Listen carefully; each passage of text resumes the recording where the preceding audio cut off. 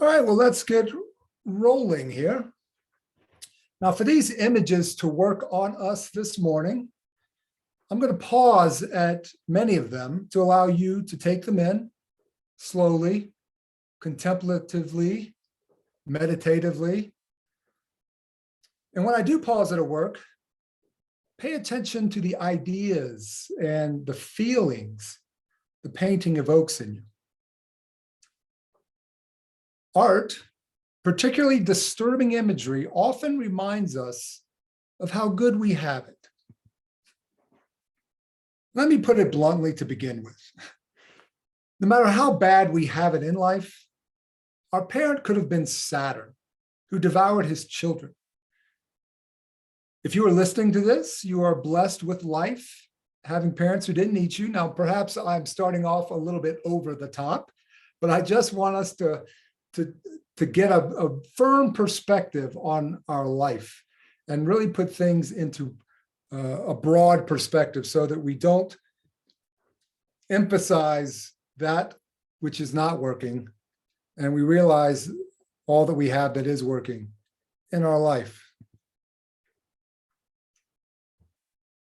Just take a moment to look at these turbulent seas, a ship, people tossed overboard. Take a moment to imbibe this image.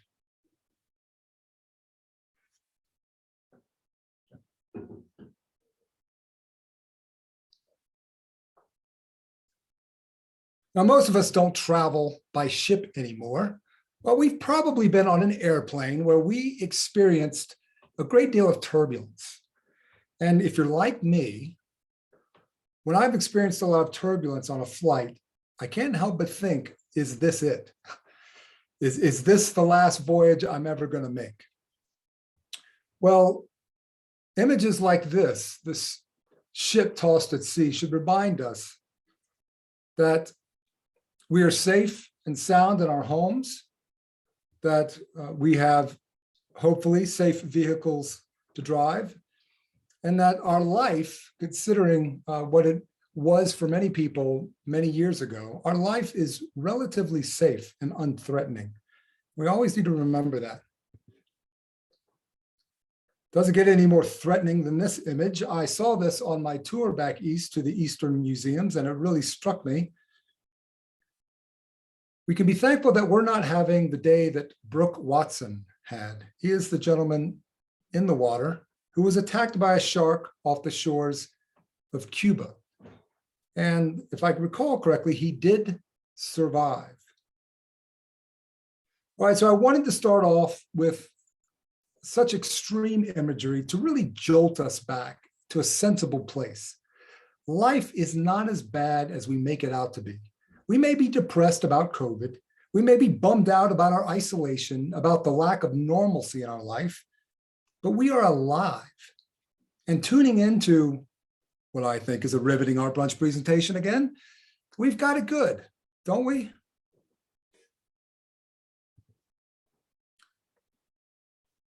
I want to pause and let you absorb this image for a moment.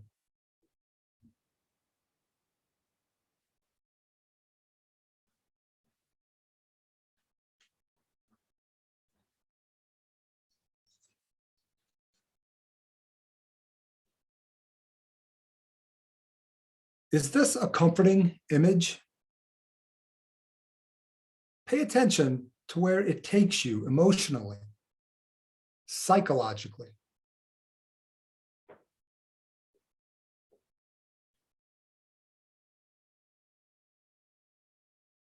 Alain de Botton featured this image in his book, Art as Therapy, a book I highly recommend to all of you, and he had this to say about it.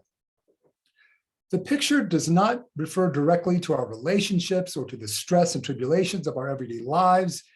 Its function is to give us access to a state of mind in which we are acutely conscious of the largeness of time and space. The work is somber rather than sad, calm, but not despairing.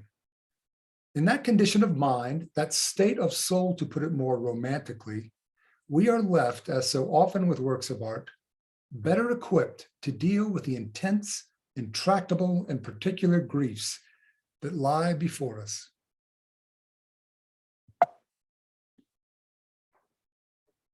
So take another look at it again in light of that quote, and see if you agree with de Botton.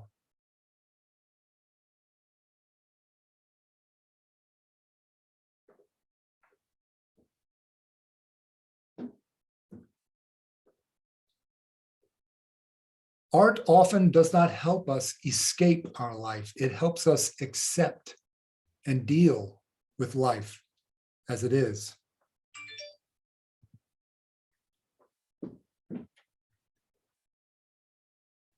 Art can call us to be still and recognize the beauty that is always around us and thus always available to us. So take a moment to be still with this painting.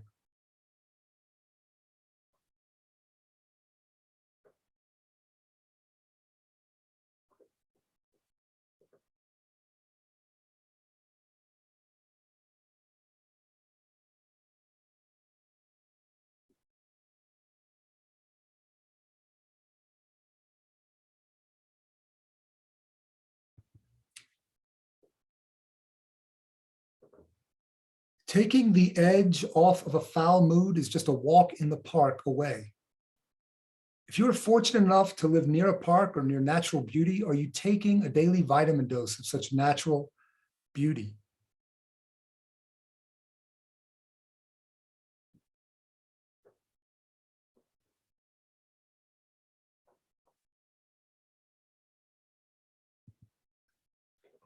It doesn't even have to be in a park or on a sunny day. Artists often depict the pleasures of a good stroll. I think because artists like to walk as a group. I've noticed that. Artists tend to be walkers. Creative people need walking because that is when they receive much of their inspiration. Isn't that true of us as well?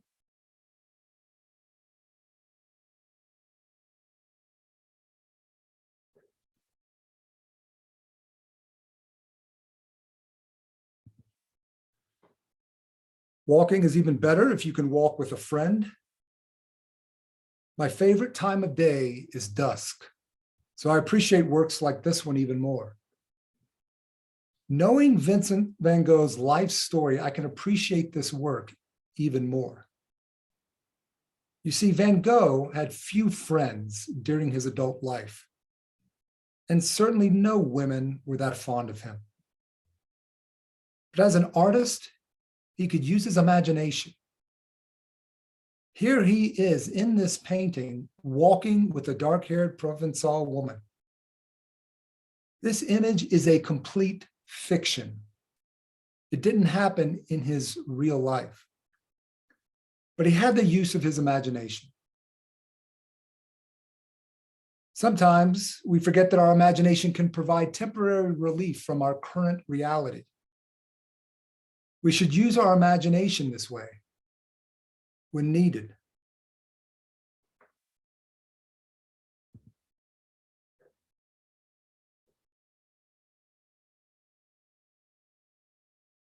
Nighttime strolls can be particularly magical as well. When we look up at the stars and ponder our place in such a vast universe. Take a moment to soak in this work.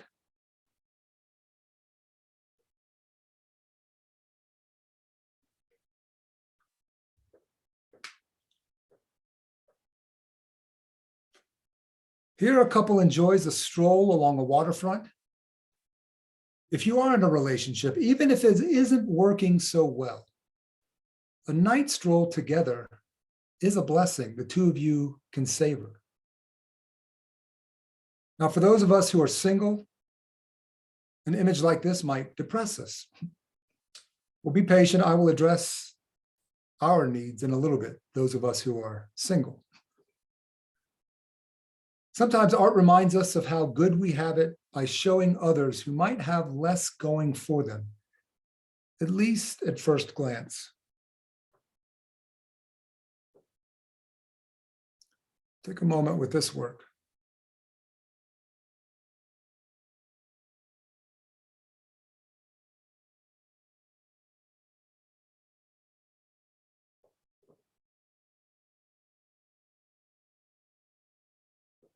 Art often reminds us of our blessings, the simple but good things that we possess and that we should be thankful for, like our sight, and in these COVID days, for some, like our sense of taste as well.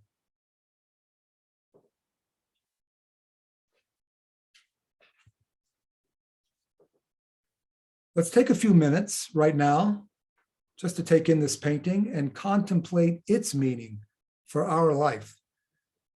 What is its message to you in this very moment?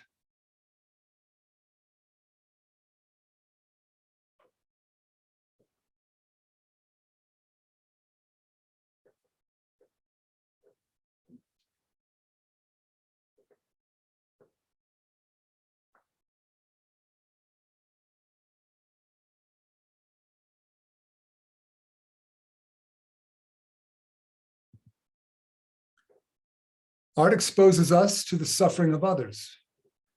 I found no greater cure for my own suffering than service to others in need. How about you? Have you discovered this to be true? Do you know a family or a friend suffering from a disease or illness? And could you contact them? Possibly visit them? There is an epidemic of loneliness going on right now that many of us are familiar with, all too familiar with. Now, many artists have a strong social conscience. So there are plenty of works such as this to motivate us to help others in need.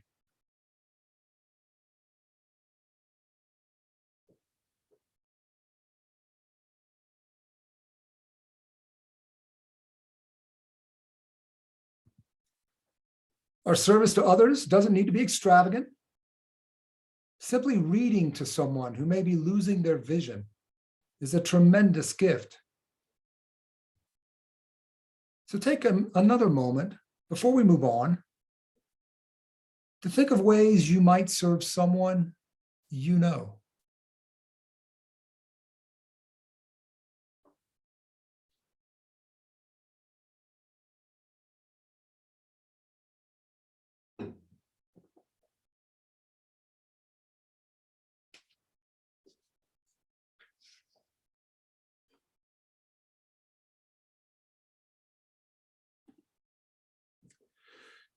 Well, Valentine's Day is only 4 weeks away. So here I am talking about us singles now. Some of us single types might get a little depressed around this time. So artworks like this one do not make us feel all that good. It's understandable. Everyone needs a little close companionship. But there are plenty of artworks to remind us that being single isn't so bad.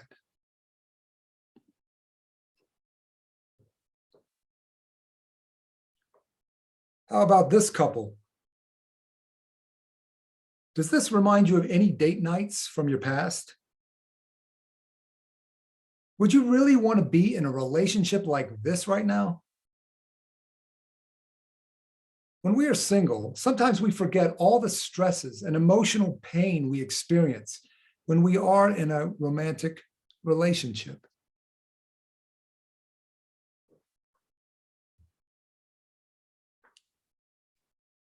I jokingly have renamed this work Date Night. And we must never forget that things can go badly very quickly in a relationship. Is this kind of relationship, which unfortunately some of us may have experienced, I hope not, obviously, really preferable to being single? This is an argument that went too far.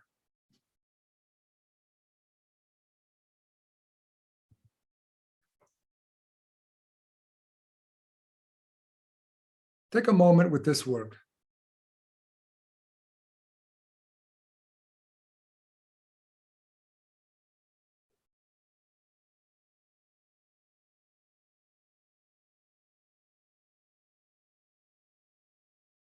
Having the freedom to do what we want, like reading a book in peace and quiet, is not such a bad trade-off. Have we single folk really counted our blessings?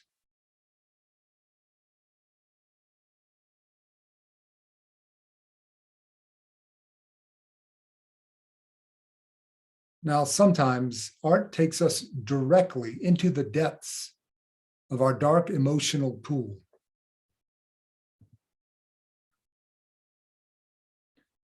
At first glance, this work may appear as kind of a downer. Mark Rothko painted many works in these dark tones. After all, he was a depressive type. In fact, there is a whole building devoted to works like this.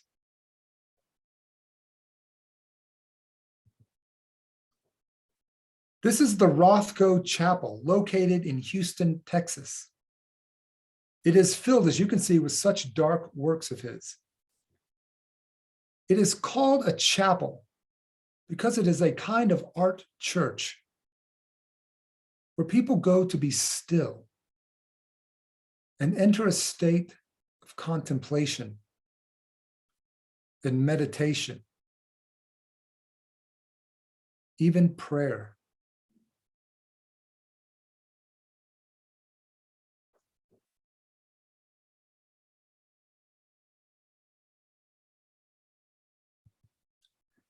Here is Triptych, the work in the chapel. Take a moment to enter this work, to allow it to take you somewhere, and pay attention to the feelings it evokes in you.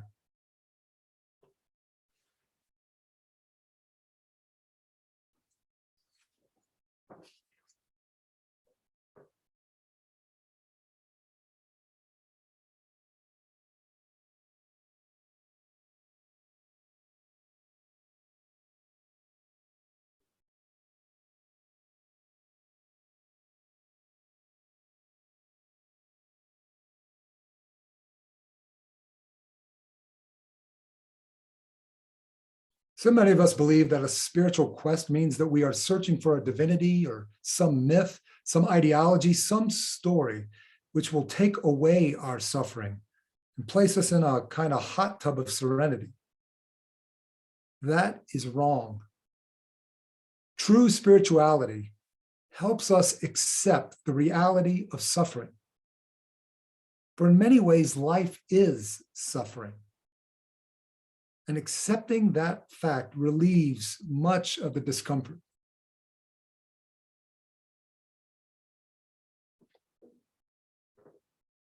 Now, that being said, I'm going to leave you with a little more pleasant image.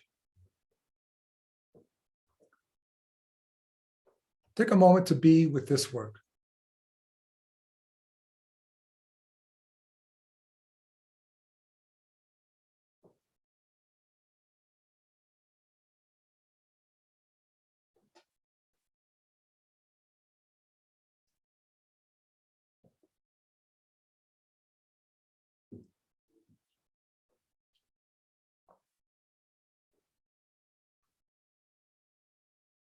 The Impressionists, by capturing light in a painting, almost magically, often express spiritual sentiments through their works.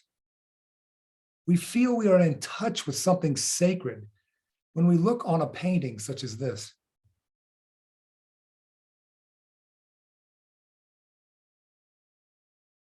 Well, I hope you have found something sacred this morning, felt something sacred even awaken in you this morning as you looked at these works of art. When you're feeling a bit down, try a visit to a museum or a gallery. It may just be the medicine we need in that moment.